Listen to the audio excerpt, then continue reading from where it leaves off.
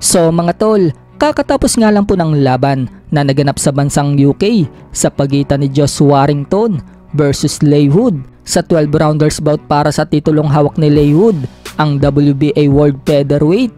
Panalo nga po itong si Leigh Wood mga tol via technical knockout sa round 7. Hindi po kinaya ni Warrington ang lakas ni Leigh Wood. Dahil dyan mga tol, napanatili nga po ni Leigh Wood ang kanyang WBA Featherweight title.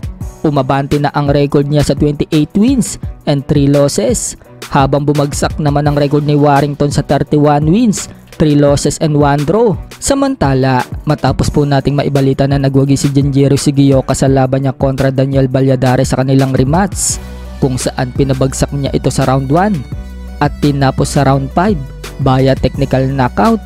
Panalo nga din po ang kanyang kapatid na si Yoday Sugioka kontra sa kampiyon ng WBC minimum na si Panya Pradabsri ng Thailand via unanimous decision. Dahil dyan mga tol, si Yoday na po ngayon ang WBC minimum world champion. Umabante na ang record niya sa 8-0, habang bumagsak naman ang record ni Panya Pradabsri sa 40 wins and 2 losses. May napalaban naman po dyan undercard na Pinoy. Ito po ay si RR Andales. Nakalaban niya itong Puerto Rican na si Wilfredo Mendez. Subalit technical draw po ang nangyari sa laban. Tinigil po ang laban sa round 4 dahil sa head clash. At noong i-announce na kung sino ang panalo, technical draw ang resulta. Marami ang nagsasabi mga tol na naduwag lang daw itong si Mendez. Dapat daw panalo dyan si RR Andales. Hindi kita, malapit tayo. Nice, nice, go! Guard, guard! Nice. Jab, jab. Bigay yung katawan. Nice, nice, buddy! Body. Mama, sir. Go, R! Mama, sir. Dagdagan ng puntal. Yun. Uy na! Tawan mo. Jab. Yun. Yan ang hindi! Ay, hindi ko kita. Okay, nice.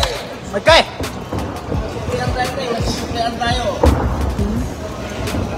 Bitan mo yung kapa! Ay, hindi kita. Ayaw yan. Ayaw. Ganyan na. Go. 괜찮아, sir. Ibitaw yung kamay mo! Nice, nice! Sa naganap naman po na main event, natalo po itong dating naliling kay Casimero na si Japanese top contender Super Bantam Tomoki Kameda dito sa South Africa na si Lerato Dlamini via split decision. Umakyat po kasi itong si Tomoki Kameda mga tol sa featherweight division, pero bigo po siyang manalo sa dayong boksingero. Bumagsak na po ngayon ang record ni Tomoki Kameda sa 40 wins and 4 losses with 22 knockouts, habang umabante naman ang record ng South African sa 20 wins, 2 losses with 11 knockouts.